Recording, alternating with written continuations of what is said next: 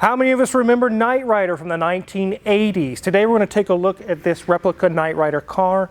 It's basically the Knight Rider car. It is so cool. Let's get started.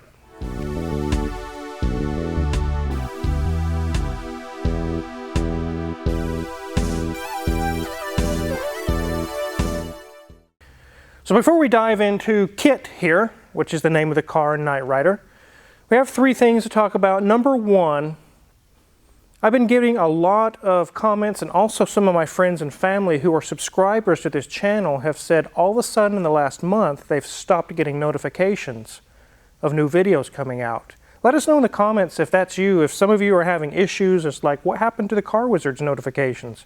Just make sure you have the subscribe button and also the notification bell pressed. Maybe it deactivated those buttons for you. Make sure it's activated. I'm not sure what's going on, but definitely get that checked out and let us know in the comments if you're having that issue as well. We put out a video every Sunday, Tuesday, and Thursday, and have done so for years now. So it's not like it's a secret what day it's going to come out, but definitely let us know about that. Now let's move on to number two. So many of you have been following along. We've been working on the Wonder Lodge. We still have some updates coming along for that for another video. We actually got some parts ordered, but in the meantime, the 2006 Eldorado Easy Rider 2, which is what this is for sale. Contact Crazy D in the office. He'll give you the information on it. It's a running and driving bus. It has a little bit more power. It has 6 gears now. Everything works on it. If somebody wants to take it to the next level or continue on with the RV conversion, it would definitely be a good start. I've had this for quite a while, and I'm going to get out of motorcycle riding because the arthritis in my lower back, especially this year, has taken it up another notch. Yes, I'm actually on medication for arthritis now. You are old. I am getting old. Based on that, it is just not enjoyable for me to ride motorcycles anymore. My legs go numb, and it's just not fun. This is my 2008 Harley-Davidson Fat Boy with 48,000 miles on it, and it runs and rides perfect. It even has Bluetooth speakers. Is in really, really good shape. Out of a 10, which is a museum piece, it's probably a 7, but it is still very, very nice. It's for sale. Contact Crazy D also in the office. He'll get you all the information on this. Hello, Car Wizard. Can I ask you a question? Sure. According to Paul, my owner, I am needing a full tune-up. Is that true? Well, you know, even the best cars need a checkup from time to time, so absolutely. I put my life in your hands, Car Wizard. Just like at the beginning of this video, I told you guys this is K.I.T.T Knight Rider show car. It is a 1984 Pontiac Firebird Trans Am, and it has been converted to a full-on Knight Rider K.I.T.T car. Not a K.I.T car like you buy a kit in the mail. That was the name of the car, K.I.T. The show ran from 1982 to 1986. It was actually 4 seasons long. I remember watching it as a kid, and although we look at some of the theoretical technology that this car has today and kind of scoff at it, like, what Tesla can do all that. But the thing is back then, it was utterly amazing. We'll take a look around this car. We're going to show you all the buttons, all the features. Mrs. Wizard will give you guys an interior tour. We'll take a look under the hood. And then we're going to go over the list of what is all wrong with this car. Even show cars need repairs and have things break, have things need addressed. And this one is no exception. It is in excellent shape, but every car on earth is going to need to be repaired at some point. You can see the pulsing red light that was actually designed in the show to look like a heartbeat or something like that. Like K.I.T.T is alive, basically, indicating the car has a soul or a human type features to it. They actually dropped it 1.5 inches for the show to give it a little bit lower stance.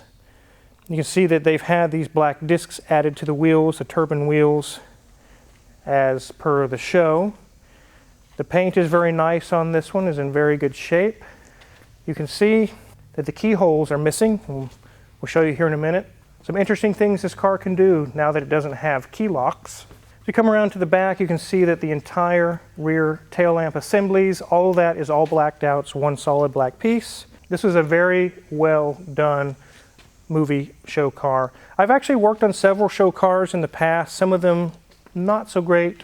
This is definitely a great one. It's a very well done car. Let's go ahead and get all the key fobs. Yes, more than one. It has multiple key fobs that do multiple things.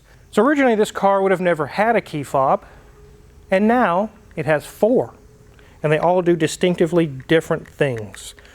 We'll start with this little key fob here. It has 3 buttons. I'm not sure what the third one does. It might be the trunk, but let's try number 1.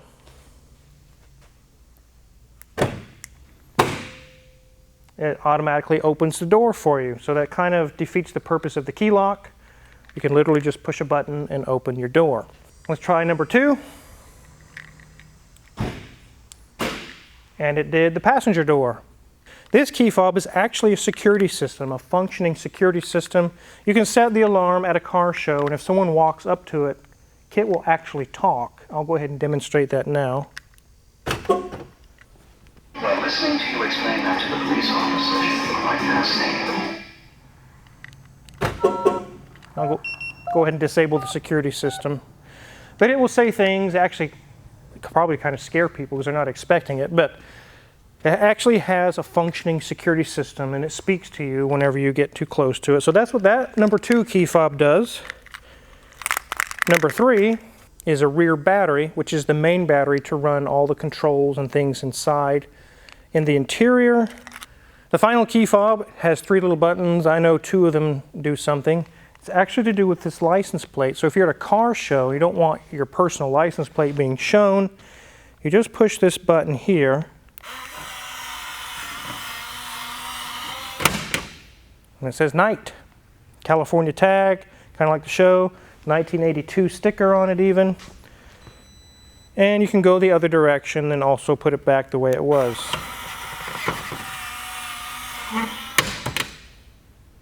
So pretty cool. That's what all the key fobs do. Let's go ahead and hop under the hood.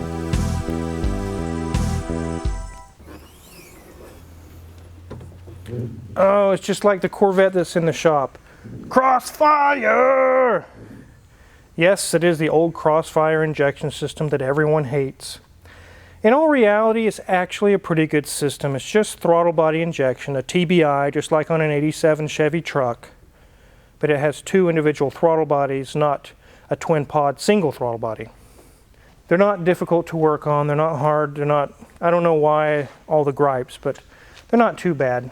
We currently have the AC compressor off in some of the lines because it actually leaked out its refrigerant, and that's one of the concerns. It's going to be addressed while it's here. One thing they did add here is actually the little red pulsating light that looks like a heartbeat here. It's got little halogen bulbs, I think, in it. One of the things we're going to be repairing is when you turn on the headlights, only one headlight comes up, and that's these little plastic actuators here. So obviously under the hood is nothing fancy. There's no magical technology or anything. It's just 1980s General Motors Crossfire V8. Nothing fancy or anything going on there. Let's go take a look at the compressor and the lines, and then it's time for an interior tour, the really fun part of this video. You guys are going to really love it. So when our good customer Paul, he's one of our favorite customers we have here, while he was here showing me some of the features of the car, we opened the hood and he was like, the AC quit and I think the refrigerant leaked out. I'm just not sure where. And from all my years' experience, I immediately said, it's the compressor. These pancake compressors are notorious for leaking. And sure enough, when we looked at the seams around the body of the compressor, it glows green, just like a radioactive accident or something. It's all the dye has come out. It has leaked out around the body of the compressor. It's just the way it is on these old pancake compressors. Any of these old GM vehicles with this style compressor, you get 2 to 4 years out of a new one and they'll start leaking as well. It's just the way it is. I don't know if there's some upgrades that can be done to it. I've never heard of any. Also, the lines are currently at our guy that can rebuild pressure lines or hydraulic lines and things to upgrade the rubber portion of the hoses to barricade style rubber hoses that's made to hold in the refrigerant particles, or molecules I should say, a lot better than the old school rubber did. So that's what's going on with the AC. So I'll go ahead and turn on the rear battery. We'll show you guys that here in a little bit. I'll go ahead and get it turned on. And then I'll go ahead and get the door for Mrs. Wizard, because one of the issues on the complaint list is that doesn't work, even though the interior door handle does work. Thank you. There you go.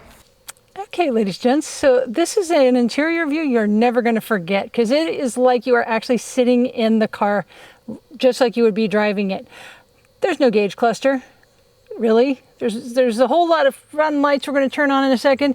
I have no clue what the mileage is on here. Maybe it'll say if you push one of these buttons, but let's take a peek at what we have here. We've got a few buttons over here. We've got more buttons, a screen, more buttons, and even more buttons. And we're gonna go through and push a lot of these in just a second, but let's go ahead and do our normal review. You'll see up there that the dash is in, of course, great condition. This obviously never lives outside. It's in pristine shape. As we move over, the door cards have a kind of a heavy fabric on them. You see got the Trans Am Firebird emblem over there on that door card. As we move over, everything, the vinyl, everything plastic is in perfect shape. The seats are not stock. They do say PMD on them, but they are very comfortable and they show zero wear. We do have the actual steering wheel that would have been used in the show originally. What the irony is that we didn't see these again in cars really until Tesla decided to bring them back. One thing that is of note is look at the back. Doesn't that look familiar? Like if you're changing out bits on a drill, you can do a quick connect.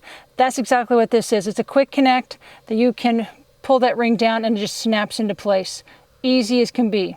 The back seat, yes, I said back seat. It is not very large, but again, it is back there and it has a very large car cover, which it probably should. And it has one heck of a covering over that trunk area. Okay, ladies and gents, this is going to be a hard to film one, but let's go ahead and push the power button and watch this.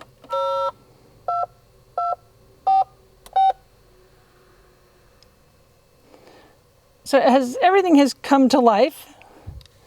We now have our really awesome gauge cluster beeping and showing all sorts of readings, even though the engine is not running. So we move over, we can see all these different gauges. Not so sure what any of them are showing correct information, because I can't imagine why things are changing. Like the compressor temperature is going up and down the top one. So kind of interesting, but everything lights up. All these buttons are absolutely great. One thing I didn't show, here we go, let's move up. And more lights up here, more buttons over there. And I'm not so sure, there we go. I'm not so sure what this is doing. I don't know why it's counting. It kind of reminds me of that odometer we had in that Range Rover a long time ago. So let's start over here and start pushing a few buttons. So here is one that says PF.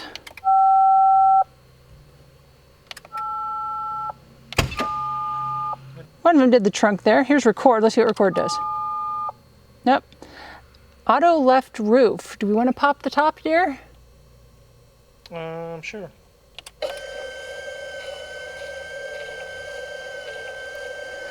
So it's making that sound and it didn't actually open the T-tops. I am the voice of Light Industry 2000's microprocessor, K.I.T.T for easy reference, a KITT if you prefer. Well, thank you, KITT.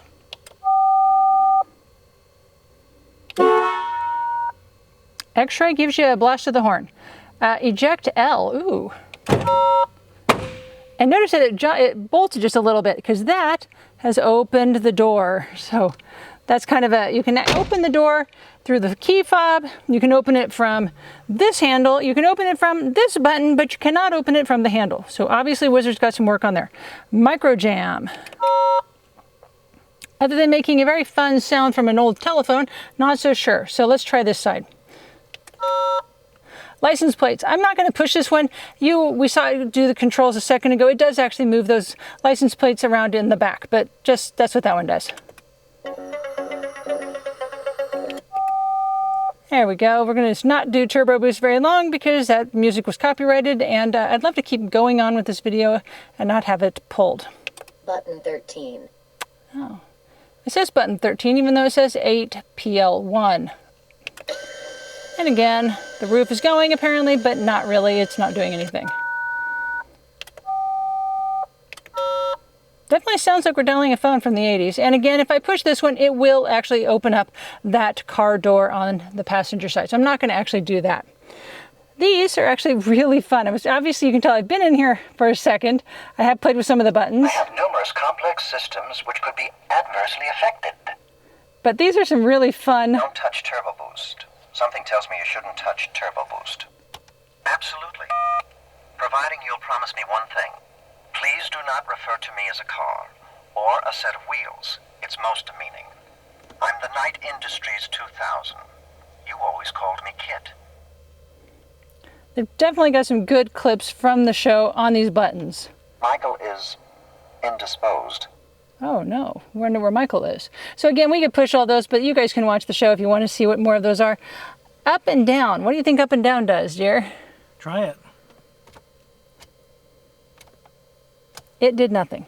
These are just little toggle up and down buttons. They're not doing anything, but they do say, let me go ahead and turn my light off, maybe that'll help. No? They're not doing anything, but they are awfully fun to just sit and push. We have it in auto mode. And we go up to here. It's very hard to see because it is awfully bright light. It says auto cruise right here. If we come over here and push norm, no, we're not getting the guy from Cheers. No, no. This says normal cruise. I know it's kind of blowing out because the computer screen or the screen on the camera, but it does say normal cruise. And we hit the last button, pursuit. And there we go. It does say pursuit there. So it does change the mode. Obviously, it doesn't change anything under the hood because that doesn't actually change anything. I mean, this thing is amazing. There's so many lights and they're all just, this would be a distraction, I think, to drive. So maybe when you're driving, we would push the power off button and turn everything off.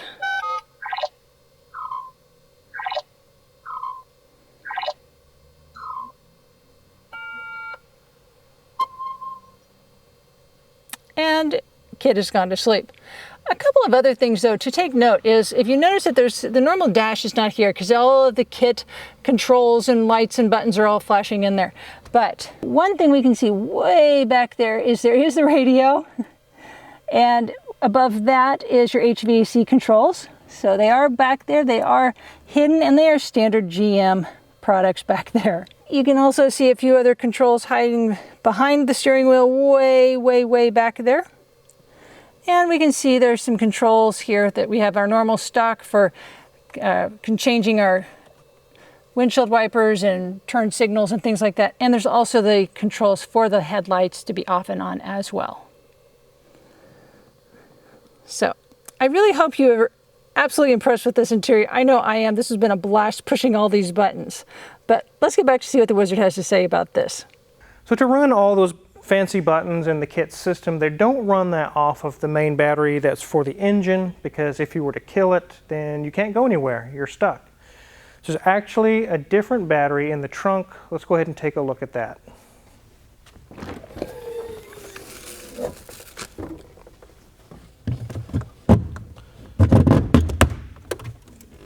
Here we can see the company that actually did the conversion, Knight Industries of Kentucky. There's some external speakers, an amplifier, a bunch of relays, some wiring, different things like that. And then we have the actual battery that powers the K.I.T.T system, which is in the trunk. So whenever I hit the key fob to turn K.I.T.T on or off, it's actually turning on and off that battery, not the main battery for the engine. So very interesting how they did this. Like I mentioned, it's done very well. So we'll go over the list of things that are actually wrong with K.I.T.T. And there's actually quite a numerous bunch of things, but they're all little things, luckily. So here's the list here. The driver's headlight motor, which we mentioned, it doesn't raise and lower. It needs to have the actuator looked at. It could be stripped gears, it could be a bad motor, a stuck motor. We'll check into that. There's a fog light. There's a series of fog lights up front underneath. One of them is burned out. We'll see if we can replace that for him. The AC compressor and hoses, like we just mentioned, that needs to be addressed, and it currently is. There is a lifter tick when this thing is running. It could be just one of the rocker arms need to be adjusted, or it could be a lifter. It's not a major teardown to get to on these. It's not a big deal, so we'll definitely take a look at that. He mentioned spark knock under acceleration. It could be that just the distributor needs to be retimed, and that's definitely something we can take care of here. The external handle for the driver's side is in-op, like we showed. From the outside of the driver's door, you cannot open it. The passenger side window, whenever you lower it all the way down, it's actually catching on a bolt or catching on something. We need to take the door panel off and fix it, because it will come back up, but it makes a really loud pop that's very kind of concerning. So there's actually some other things, a few other things he sent an email he added to this list, but they're nothing, again, they're nothing serious. One of them is the seat belt. Whenever you go to retract it, it won't go all the way back in. We'll have to take that apart and take a look at that.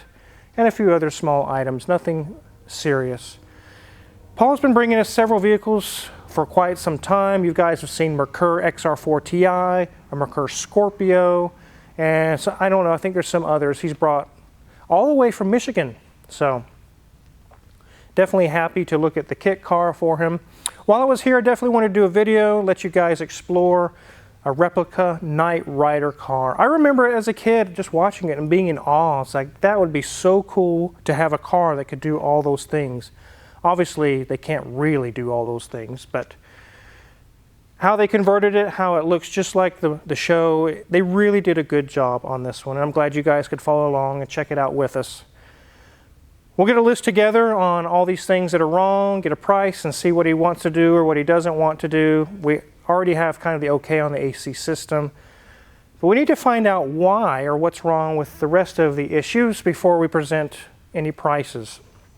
If you're curious what kind of tools we're going to use to work on KITT or any of the other cars in the shop, check our Amazon affiliates, link in the description below. We get a small cut and we really appreciate it. All the tools that we use in the shop are actually listed there for sale. Make sure to check out Mrs. Wizard's Ways in the description below. She has some cool videos there to watch. You don't want to miss out that. Thanks for watching.